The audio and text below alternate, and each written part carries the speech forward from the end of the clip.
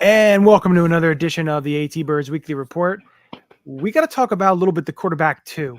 This train keeps rolling. We keep talking about it every week, but we need to talk about it again this week. So Chip and I will definitely dive into that, the Pickett versus McKee dilemma, if you want to say that. And kind of some other standouts that we have going for this preseason game. Wasn't too many, but a couple of guys here. Eagles make a couple roster moves. We may talk a little bit of that because 53-man roster prediction. I did go ahead and make myself my offense and defense for the 53-man roster. Chip's going to break it down with Tuesday being the deadline to cut players. Let's see how I did. Let's see how Chip reacts to it. And we're going to start the show. He looks right, he fires, and it's intercepted! It's intercepted! It is intercepted by the Eagles. What a play! Snap. He's back, he's going to run. He's in! Touchdown! Jalen Hurts! 20. Westbrook takes it. Looks for running back. Up to the 25, the 30, to the 35-40, 45 midfield, 45-40, 45-30. Brian Westbrook! He's going! He's gone! Touchdown! 15-10! The Eagles win! The Eagles win! The Eagles win! It's all birds, all the time. How about them Eagles? And okay, so we're going to talk a little bit about this quarterback 2 dilemma. I want to jump right into that because there's some pretty good questions when you look at these two guys. And who I'm talking about is Tanner McKee and Kenny Pickett. And I don't know. The Tanner McKee train as quarterback 2, I think, is gaining more and more steam. And the more and more steam it gains, I'm loving it because we have our little bargain set aside. But I know Kenny Pickett's numbers weren't awful. The problem is the on-field product as what he shows. To me, Tanner McKee gives you a little bit more. Yeah, I know they're different styles. I know Jalen Hurts and Tanner McKee are 2 totally different quarterbacks. Kenny Pickett can run, can scramble, can do that good stuff there. But I don't know, Chip. I know you have some feelings. I know you want to talk about a couple things. So I'm going to let you go ahead and do that. So when I watched this preseason game last week, I saw a very, very confident Tanner McKee, which up until this point I hadn't really seen. You know, I saw a Tanner McKee willing to take some chances, to throw some balls into some really tight windows, and throw a pretty good pass. When Nick Sirianni was kind of questioned about the same thing, because there's a lot of talk going around about whether or not Tanner McKee should be elevated to quarterback 2.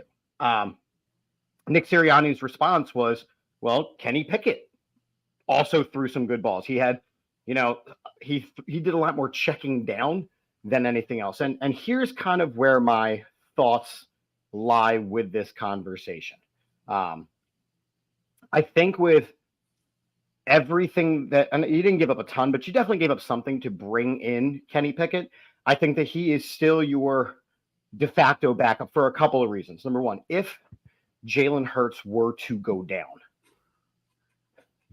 your truly only chance of winning is to have a guy who can manage you then to victory, who's going to hit those check down throws, who's going to hand the ball off to Saquon, who's going to hit Dallas Goedert in the flat. You don't need the best passing quarterback if Jalen Hurts were to go down. At this point, Tanner McKee is the better quarterback. I agree. Kenny Pickett gives you the better chance to win. And that is why Kenny Pickett is still the number 2. Now, I could see them trying to move on from him because now you're starting to see quarterbacks go down and you might need a backup over there somewhere with an opportunity to play. But at this point, I don't think you need the best quarterback to be the backup. I think you need the guy with the most experience who can help manage you to a victory. So I want to ask you this question. So you don't think, so if you take a look at it and say Tanner McKee gets the quarterback 2 job and let's say Kenny Pickett gets dealt, say they find a trade partner, whatever it may be. You still wouldn't have any confidence putting a veteran who's been in a Kellen Moore system and Will Grier as quarterback 3? Because I would. It's not that I have a lack of confidence and trust in Tanner McKee. I mean, Tanner McKee has played exactly 0 minutes of real game football. He has played preseason. Now, I'm not saying that Kenny Pickett has done a lot better, but he's played a little bit. I think that the drastic change in entirely retooling your offense, remember, we're having this conversation because this is if Jalen Hurts were to go down. Exactly. You would have to entirely retool the offense to match Tanner McKee's style over Kenny Pickett's style. Listen, to me, I understand the styles and everything like that, but I still think, listen, if you're throwing to A.J. Brown and Devontae Smith and Dallas Goedert and have Saquon Barkley, I think you're going to be okay for a game or two or a couple games. But that's my point, though. Like, you're right. If you are just going to start passing the ball nonstop to A.J. Brown and Devontae Smith and Dallas Goedert, you're right. If you're going to move to a more pass-heavy offense, then yeah, Tanner McKee might be the better quarterback. But with Kenny Pickett, he gets the ball out very quickly. He's got a noodle arm. He's the check down king of the room. We understand that. But that's still the style of offense that is more similar to what Jalen Hurts is going to be doing, where you're going to still be feeding the ball to Saquon as much as possible. You're going to be hitting Dallas Goedert with quick passes. You're going to be hitting whoever our slot receiver is with quick passes over the middle until they start to creep more defenders into the box, and then you hit over the top. Yeah, listen, I get your feeling on that. I was thinking about something too. You know how the NFL wants to go to 18 games? This is a fun little but listen, this is a concept that I have. I think that would be really fun and would bring a lot of strategy into quarterback rooms. It would take a lot of strategy into other teams. Is this: you have your starting quarterback, your quarterback one that you name on week 1. Your starting quarterback can only play 16 of the 18 games. So that would be fun because do you play them early? Do you play them late? It would just they'd never do this, but it's just a fun little element that, a lot of people are talking about the backup quarterback position and how crucial and, how big it is to have a backup quarterback and have a successful guy. And what does this do with teams that are drafting quarterbacks? Do they draft guys in the 3rd, 4th round, knowing that, hey, we're going to have to use someone for 2 games. We can't use our starter for the rest. This is just a regular season. Doesn't have to do anything with the postseason. So, I just think it'd be an interesting facet to teams across the NFL. So in the event of moving to 18 games, you're going to get pushback from the Players Association because of the health of making it through all 18 games. You would get more pushback, in my opinion, if you were to say that you are healthy but literally not allowed to play, because you look at a guy like, okay, say it, and you're talking a different position, but say a Jason Kelsey. Jason Kelsey would not be allowed to play 2 of the games. Why? No, your quarterback. But hear what I'm saying. Why is the quarterback treated so specially? Are skill players treated specially? Are defenders? Are you then affecting their bonuses? Are you affecting their contracts? Are you affecting their sack bonuses? Like what? You cannot do that with just the quarterback room. And then besides that, the second point of this is people are talking about the backup quarterback. We have to, as much as possible, and this is obviously where we as Philadelphia Eagles fans struggle. We find a nail and we hammer it in. Not everybody cares about the backup quarterback as much as Philadelphians do, right? Well, Until you have to, right? So you look at the Minnesota Vikings. The Minnesota Vikings currently care very much about their backup quarterback situation. Why? Because J.J. McCarthy's out for the season. The Denver Broncos, they don't really care about their backup quarterback situation. Why? Because they named Bo Nix their quarterback and he beat out 2 other schlubs. The Bears, they don't care about their backup quarterback situation. They've got Caleb Williams as the starter, and they've got a bunch of schlubs behind them. We in Philadelphia care about the backup quarterback because you go all the way back to your Ty Detmers and your Coy Detmers and your A.J. Feelys and your McNabb coming in for Peterson and then Peterson backing up, and you've got your Kevin Cobbs, and we can name more. Nick Foles. Nick Foles is people were saying that he should be the greatest Eagle of all time as you made your list, Johnny. He's not even the greatest quarterback in Philadelphia Eagles history. He's not. But it proves people you this. Fascinated with the backup quarterback. If you're lucky enough to have a good one, great. It's not the be all and end all of your franchise. But I think you have to put it this way. The guys that you name there, you look at one, backup quarterbacks have gone on to win Super Bowls for a team, whether it's Trent Dilfer, whether it's Jeff Hostetler, Sure. whether it's Doug Williams, whether it's Nick Foles. It's happened before. It'll happen again. It But will. you have to look at it this way. The guys that you name, I mean, Jeff Tom Brady is the greatest backup quarterback of all time. Tom Brady, another one I didn't name. But Chip, you have to look at it this way. When you take a look at the backup quarterback position, it is vital because the Eagles have needed backup quarterbacks to either, hold down a couple of games, whether it's Minshew, whether it's AJ Feely, whether it is a Ty Detmer coming in for a Rodney Peete to make the playoffs in 96, whether it is a AJ Feely coming in 02 to win a few games and After Coy Detmer went down. after Corey Detmer went down in this 49er game. And then if you look at later on, 2006 with Jeff Garcia, and McNabb gets hurt, they're 500. He leads them into the playoffs. But And for then you look every at one Nick of these, Foles, it is a position, unfortunately, that has led and worked for Philadelphia to get them 2 spots in the playoffs because the team is always, in the eyes of the fans, they're always – the ownership is going to give them the resources to try to be the best team as possible, whether it's free agents, trades, whatever it may be. They're always thought to be in the hunt. And they should be. And we as Eagles fans, we appreciate that. And that's why you want a backup quarterback to say, hey, if you need them for a couple games, they'll be fine. But what I'm saying, and again, I agree with every single example that you gave, which was we needed backup quarterbacks to step up. But for every one that we did, we're also forgetting a Joey Harrington. We're forgetting a Mark Sanchez. A Mike McMahon. What's that? A Mike McMahon. A Mike McMahon. We're forgetting the other ones. We're forgetting a Chase Daniel. We're forgetting. I mean, now I'm just going through the rest of the league. I do not want to be the organization anymore that spends the first 12 minutes of a show talking about the backup quarterback position. We are not the New York Giants trying to figure out if Tommy DeVito is a better option than Daniel Jones.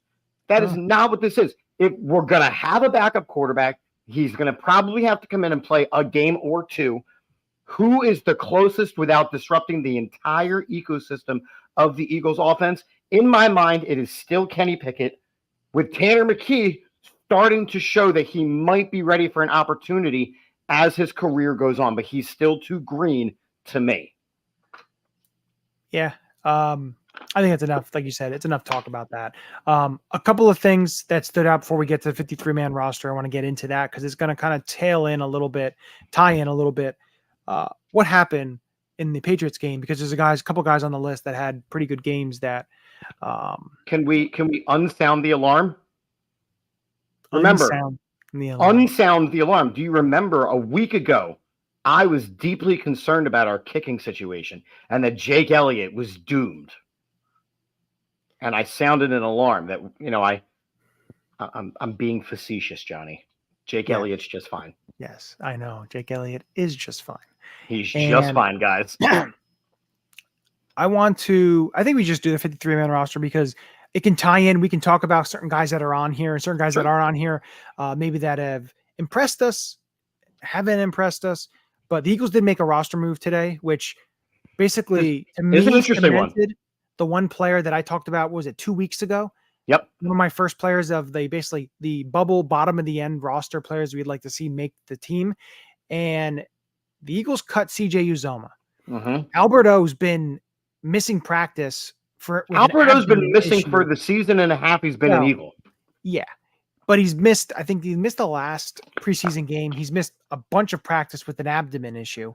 The other 2 tight ends they have on the roster were just pickup guys because they were just bodies. So to me, it's looking, of course, we know Grant Calcaterra has the tight end 2 job.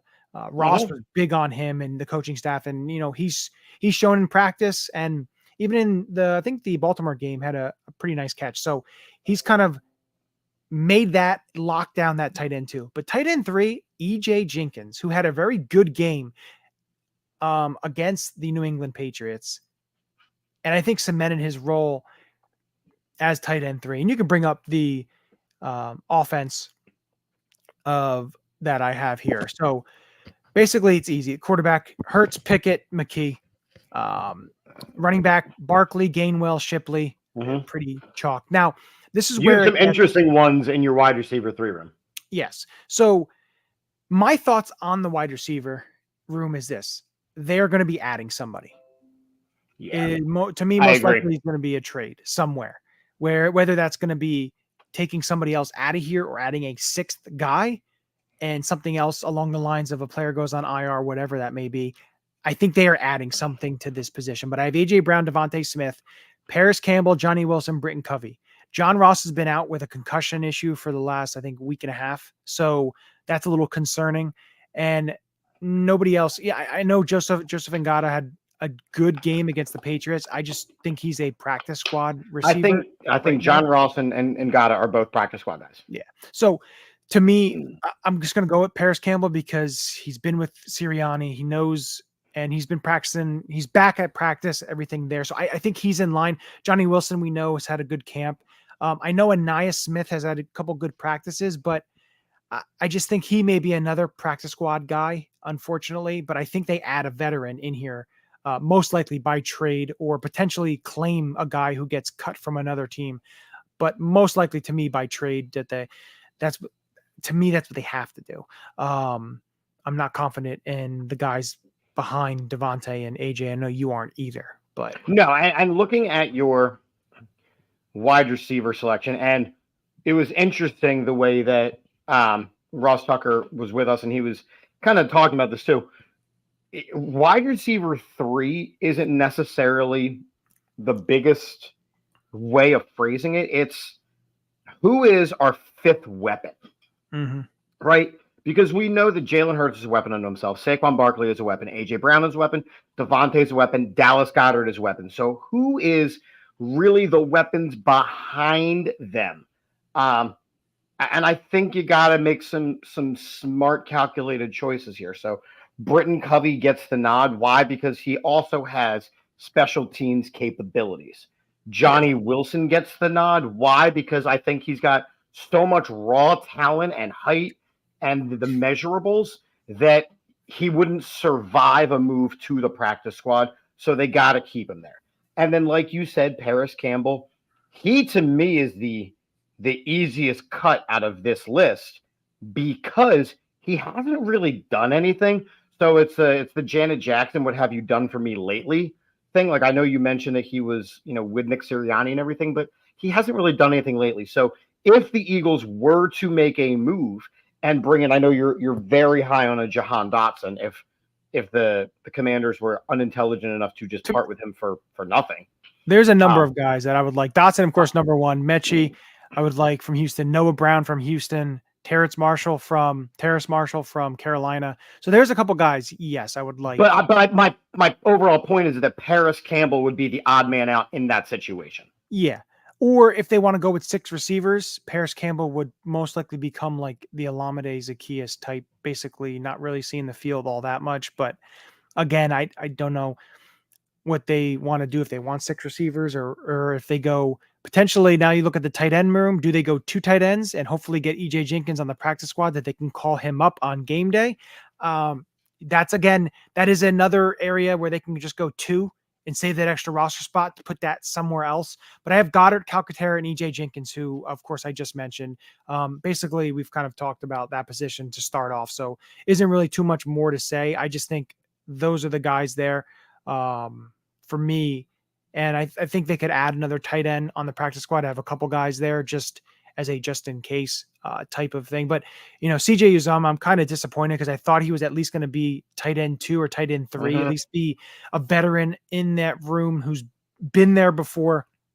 In his he just literally has shown that he's out. He's done.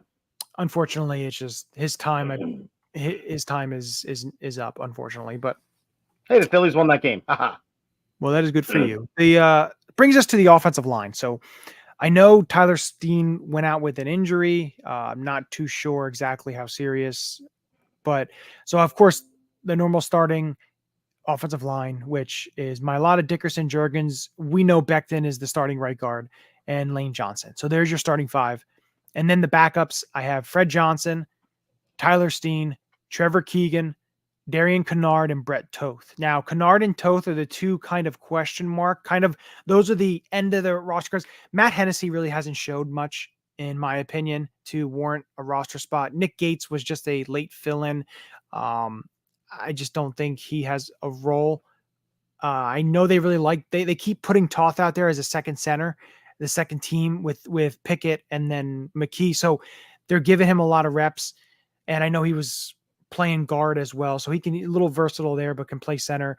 Kennard, I have him there too. Now I know Dylan McMahon, there's a potential that they could add a veteran offensive lineman or a guy that gets cut potentially there. But for me right now, this is kind of what I think is because Kennard can play tackle, can play guard as well. Keegan plays guard. Toth can play center and guard. Steen can play guard. Fred Johnson is your tackle, another tackle there. So, you have the options there. So I think they go with 10. They'd like to go with 10. I don't see them going 9 here. You just want to have as much depth on the offensive line as possible. So I like your list. I do think that, like, obviously, your front five or Mekhi Becton has kind of shown that, like, his size is ridiculous. I think that when Steen is healthy, he will actually be the starter because you want Becton to be able to back up Lane Johnson more than anything else. So cross-training him there. I think Becton won that job, unfortunately. I mean, if there's an injury to Lane Johnson, the injury thing. Becton goes out to right tackle and they move Steen inside. That may happen, but right now I think you're fine. What I will tell you is one player that I have been blown away by in overall NFL readiness is Trevor Keegan. He is going to find his way into the starting lineup somehow this season. He is phenomenally prepared.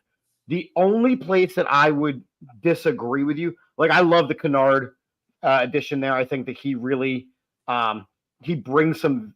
I mean, he's only a second-year player, third-year player, but he definitely brings some veteran experience as far as playing with the Chiefs and all that stuff. But I think that the time has run out on Brett Toth. Like you said, they've moved him to center. They've moved him to right guard. Right now, according to the Eagles, he is listed as the third string right guard on their depth chart. I see Hennessy beating him out for that 10th spot. Because Toth, I could see him on. I wouldn't be surprised if Dylan McMahon gets that spot as well. And they try and squeeze Toth to the practice squad. I only put him there just because of what I'm seeing in the preseason, what I'm seeing in terms of practice. They like him, or Stout likes him for some reason. They like him because he can play multiple positions, which is great. We know that's a Stoutland absolute requirement. He's not good at any of them. He's this basically generation's Julian Vandevelde. Remember, the guard from Iowa, they cut and sign 9 or 10 times. It seems like he was always off and on the roster. This is kind of what Brett Toth is. But no, listen, I could see. Like I said, I like your list. You and I are that was the toughest spot. You and I are really, let's be honest, disagreeing with the 10th offensive lineman. Exactly. Which is a good thing. That is a good thing. We already know what the specialists are going to be. Elliott, Mann, Lovato. We don't. They didn't bring in anybody to challenge any of those spots. No, they didn't even bring in camp bodies to challenge those spots. Yeah, didn't need to. No, you don't. Now we go to the defense, which the defense gets interesting and it's very tough. A couple guys that were left off. It was very, very difficult. I'll get to those. So on the defensive line, Jalen Carter, Jordan Davis, Milton Williams, Moro Ojomo. I've really liked what I've seen in preseason.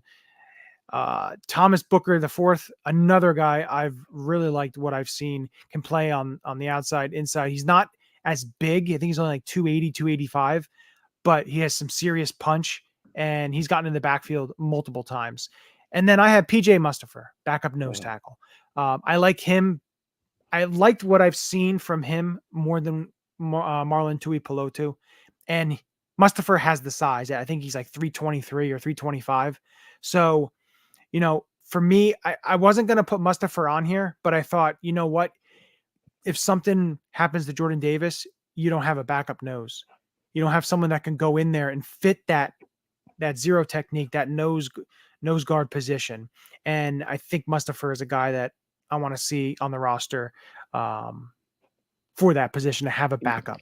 Yeah. So, I mean, again, we're arguing, not arguing, having a professional disagreement about the last spot. And I can see Mustafa making it through to the practice squad. Yeah. No problem. Which is why Marlon Tuipulotu will make this roster. Again, I could see it too. I don't see him with his NFL experience clearing the waivers.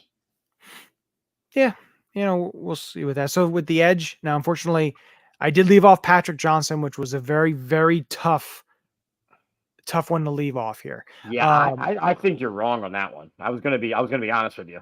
Yeah, I know, but to me, Bryce Huff, Sweat, Brandon Graham, Nolan Smith, Jalix Hunt, and those ones are easy. Yep, those 5 are easy.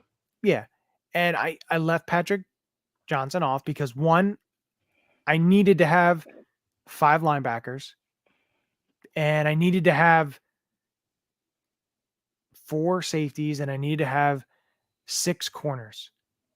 Special teams is huge. I know Patrick Johnson plays special teams, but I feel like the special teams ace of Ben Van Sumeren, Josh Jobe, Tristan McCollum, I feel like the way the game is, I just didn't have a spot for him. Potentially, I could see him as being potentially maybe a trade, maybe a team, trade for him. But now this is where I thought, so I'll give you kind of originally I wasn't going to have EJ Jenkins on until the CJ Uzama news broke. And I was going to have just 2 tight ends, and I was going to put Patrick Johnson. So that is an area that I could see happening where you only have 2 tight ends. They try and get EJ Jenkins on the practice squad and Patrick Johnson's on the 53. So that is definitely a possibility. I just didn't put that in mind. Yeah. So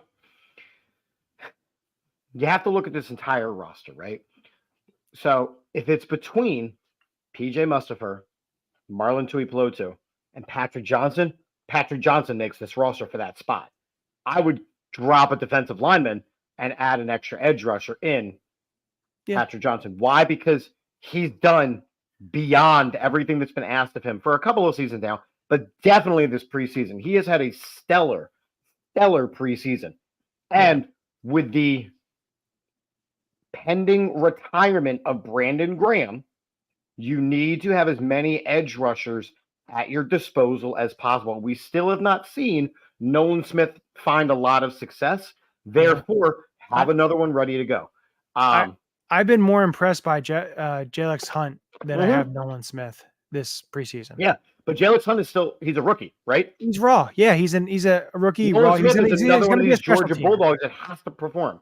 Yeah. So listen, I could see that, and we'll see what they do there. But then the inside linebackers, or you could say inside because they're in a 3-4. It's kind of what they're called. So Devin White, Nakobe Dean, Zach Bond, Jeremiah Trotter Jr., and Ben Van Sumeren. I think to me, it's very clear cut. Those are the 5. Oren Burks. I think that Ben Van Sumeren makes this roster because of special teams. Yeah. And the funny thing was, I was listening to Dave Zangaro and Ruben Frank today, and at the end of the practices, they usually do a lot of one-on-one stuff. One of the last one-on-ones was Andre Sam, who was one of the backup safeties, was matched up, and Ben Van Sumeren was lined up like a tight end running a route, and Zangaro said he run one of the most crisp routes. Now he was overthrown by Kenny Pickett, but that's saying something right then and there. Overthrown by Kenny Pickett? Yeah. Then you're a noodle arm? Interesting. The other thing is, like, you look at the linebacking core, like Patrick Johnson can kind of cross-train as an edge rusher and drop back into the linebacking position as well. So, like, I do think that Patrick Johnson finds a roster spot. With the way that kickoffs are now, right? I don't know if the better move is to have power in those 5 yards or speed in those 5 yards? I think you have to. The thing that teams are going to have to do is find the right mixture of both. Which again is why Ben Van Sumeren absolutely makes this team. Yeah. The other two guys, I mean, whatever. They're not making this team. No, they're not. I love Brandon Smith, Penn Stater. Maybe they sneak him on the practice squad, which I would like. Now, I do have to ask a question about your secondary because Let me get to there is a glaring name missing. let me get to it. I want to ask a question so you can talk about it. Go See, ahead. that's how this co-hosting thing works. Go ahead. Johnny, I noticed when you sent this over that you left out James Bradbury. What is your rationale for James Bradbury not making this 53-man roster, Johnny? He's not looked very good. Oh, he's terrible. Sorry. And I think I'm not saying he's getting traded. Hopefully they find a trade partner with a team that needs a safety or a corner. I'd love for that to happen, but I think he gets cut because looking at my corners, who I have Darius Slay, Isaiah Rodgers, Kealy Ringo, Quinyon Mitchell, Cooper DeJean, and Josh Jobe. I did also leave off Eli Ricks, as you can see. Mm-hmm. And That's not as glaring. Well, no, but he's a young corner. Would they love to probably get him on the practice squad? Absolutely. I don't see that happening. I think that is a player that could get traded. He could have value to a team that needs some corner help. There are some out there with injuries. Definitely could see that happening. Josh Jobe is just an elite gunner, elite special teams player, and that is super crucial as we've already spoken about. And I think he makes the roster because of that. But yeah, that's where my corner room is there. And yeah, safety I mean, look, room. Darius Slay, Isaiah Rodgers, no brainers. Yeah. There's your 1 and 2. Avonte Maddox listed as a safety is important because we're definitely still short in the safety room. Now, again, being cross-trained is absolutely vital. And I noticed that you have Sidney Brown on the PUP list. When he comes back, he will obviously fill a safety responsibility. Yeah. Cooper DeJean, he's going to make this roster. Why? Because he's as high of a draft pick as he is. Quinyon Mitchell makes this roster. He's a first-round draft pick and expected to take over. Kealy Ringo and Josh Jobe have shown such an ability already that it's kind of a no-brainer in this room. Yeah. I think the only way that we get anything for James Bradbury is if we stop letting him put stuff on tape. Because the more we let him play, the lower his value goes. Because he can't play corner. He can't play safety. So if your plan is to trade him, then you have to stop letting him show the NFL how crappy he is. Yeah. With that being said, I personally think it's too big of a cap hit to just let him go for nothing. At least he's a body with NFL experience as of right now. And again, this team has Super Bowl aspirations. So, we don't really know where Cooper DeJean is as far as NFL caliber player because he hasn't been on the field. Now I'm just jumping around. We don't know where Nakobe Dean is as far as an NFL caliber player. Why? Because he hasn't been on the field. Jeremiah Trotter Jr., unproven. Zach Bond was not supposed to be a starter on this defense. He has just come in and done everything he's needed to do. So with an NFL team that wants to make a Super Bowl, you need Super Bowl caliber players, or at least players able to give a Super Bowl effort. Bradbury has at least been to a show. Hasn't done much since that, but at least we know what we have with him. Yeah. I don't think you cut him for nothing.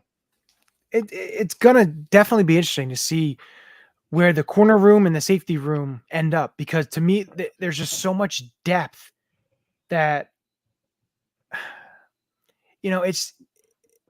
we are so not used to having this much depth in the secondary.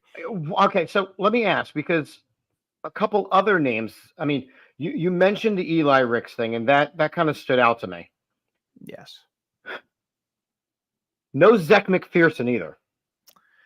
Yeah, it was Have we just reached the end of what he's capable of showing us? the way that I measured that was Job or McPherson. And I feel like, to me, Job is the better special teams player than McPherson, which then led to me keeping Job on the roster. It's just And trying to get McPherson to the practice squad, obviously. yeah. And again, they're going to have 16 players on the practice squad. Probably about 85 to 90% of them will be from the cuts. Right. Usually that's how it is. A couple guys, they'll end up on the practice squad from other teams, but most of the time it is from your original cuts. But as we look at the safeties, Reed Blankenship, Gardner Johnson, CJ, GJ, and Avonte Maddox, who I put there as well. Avonte Maddox, who can cross train. Yep. He's your nickel corner until Cooper DeJean is ready to take it from him. Yeah. And then originally I had Caden Stearns. I put Caden Stearns on That was IR, interesting, yeah.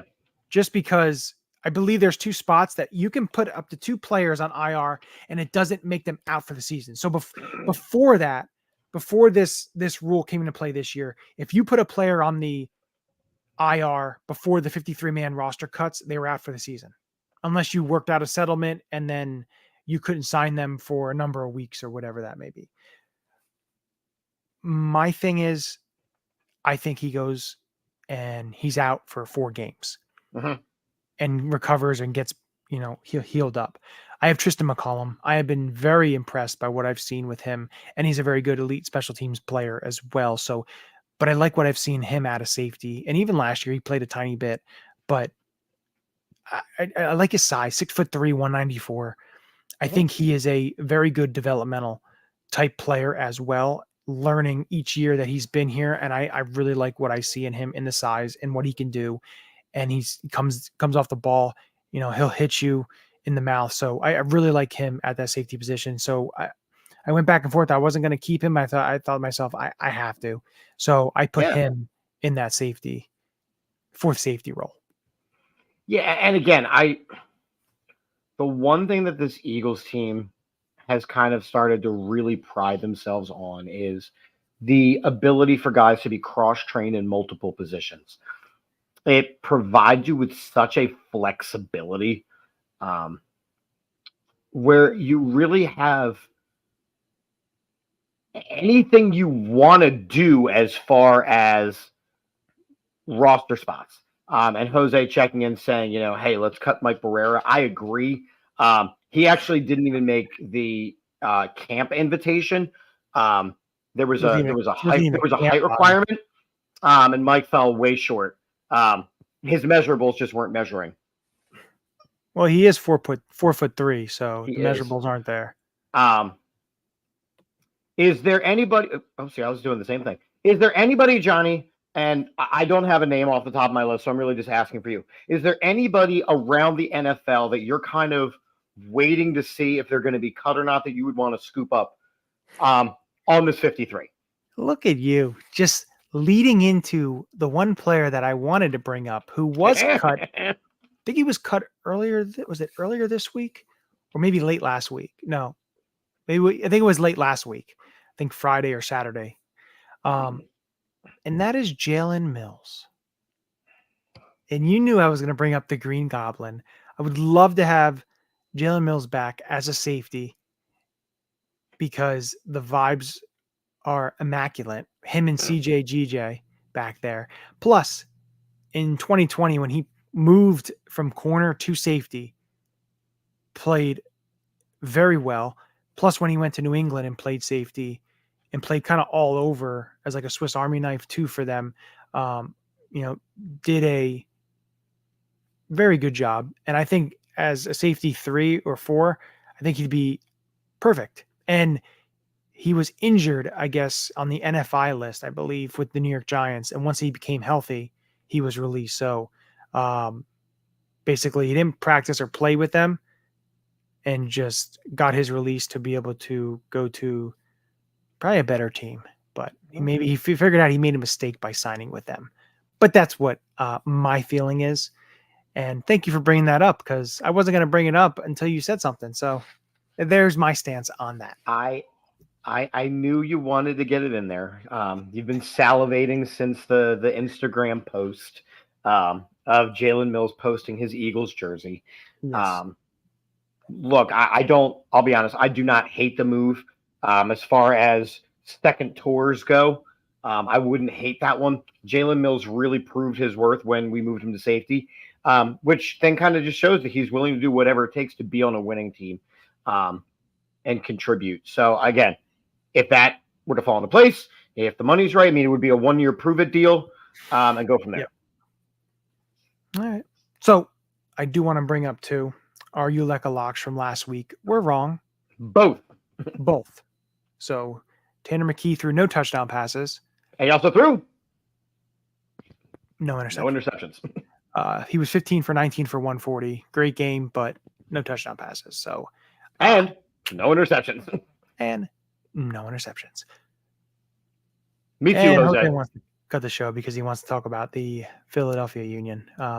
He wants to cut the football show to talk about football. Yeah. Which they're like the 2020 Eagles. They stink. Last thing I want to do the Ulecka lock for this upcoming cuts. I want to give either a cut or trade or signing that you're going to see. So let's play it. It's time for the Ulecka locks of the week. Who's your lock? So I'm going to start off with you. Okay. And give me a surprise cut. Give me a surprise trade. Give me a surprise addition. Now, the cut down day is Tuesday, the 27th. So now the Eagles may probably make a lot of cuts on Sunday after the preseason game. But yeah, they'll know by that point. Their 53-man roster by 4 o'clock has to be set, and then you'll see more moves after that in terms of IR and stuff. But give me a surprise move that you think, or you would You want all three: a surprise cut, a surprise addition, and a surprise. Just one. One of those, whatever it may be. Can I be disappointed? I don't care what you are. Usually you're disappointed. So for absolutely no reason that a human can explain, James Bradbury makes this roster. Bradbury makes the roster. And again, he shouldn't. Makes the 53. Yeah. Okay. He shouldn't. But he will be a Philadelphia Eagle when all is said and done. After now, he they may move some stuff around afterwards, but he'll make the 53 when it's officially released. So I'm gonna go off of what we just talked about, and Jalen Mills is an Eagle. So okay, I'm gonna go off of that. Easy, simple. Since we talked about it, since I talked about it, I'm going to go off of that. But I can't go for that. Whoa. Funny. Before we head off, I just want to mention Philly Sports Trips. We are partnering up with them again to go to Saquon's return at MetLife. So if you are in the Allentown area and you want to get on the bus to go up to MetLife to do that, they accommodate you for all of that. You go on their line, phillysportstrips.com. You get the bus right up there. You get the ticket, get the tailgate, all the awesome food, drinks. Great. I think E-Rock is going to be DJing. So there's a lot of awesome stuff. There's going to be 3 former Eagles players there as well in Hollis Thomas, Todd Harrimans, and Irving Fryer. So there is a lot of stuff happening with that. And if you want to get it, make sure you get it. We're only doing one trip this year. So the bus filled up both trips last year. So we're only doing one this year. So make sure you get your spot before it sells out. Now again, phillysportstrips.com. Make sure when you go into the Eagles Giants game, you have to click on the Allentown area to get that bus. So just make sure that you're doing that. Make sure you get it before it's too late. And that is October 20th. It's a 1 p.m. game. So it'll be a nice early start there. And yeah, phillysportstrips.com. Don't forget it. So with that, how we end it. Oh, no. And also, hold on. Oh, go ahead. We are now partnered with the Autograph app. If you use the code AATBirds at sign up, it's completely free. You can get all of your favorite sports teams' news in one place. I now use it. It's phenomenal. You get updates when games are starting, when game ends, news that's happening. It kind of funnels. You select your favorite team, and it kind of funnels everything in. So it's the Autograph app. You can use the code AATBirds to sign up. It is entirely free, and you can get all your sports news in one place. And if you have friends or family who aren't, say, Eagles fans, now this is with any sport, or whatever team they like, they can follow. So this is for all the sports fans. It's for everything. And then articles you read, podcasts you listen to, on that, you get coins that you can then enter into giveaways and stuff like that for potential to win a number of prizes. It's an awesome app, so definitely check it out. We like it. We're fans. Yeah, I think it's awesome. But with that, we end it with 2 words. Go Birds. This is Matt Ware. Hey, for all the Eagle content you need, go follow All About the Birds. They do a damn thing. Check them out. Hey, Eagles fans, I may be in Tampa, but I know where to find the best Eagles content out there. Check out my friends at All About the Birds. Philadelphia, what's up? This your boy Freddie Mitchell, a.k.a. Fred X. It's all about the bird. All birds all the time. All birds all the time. All About the Birds provides you with weekly analysis, game recaps, informative interviews, and it's all birds all the time.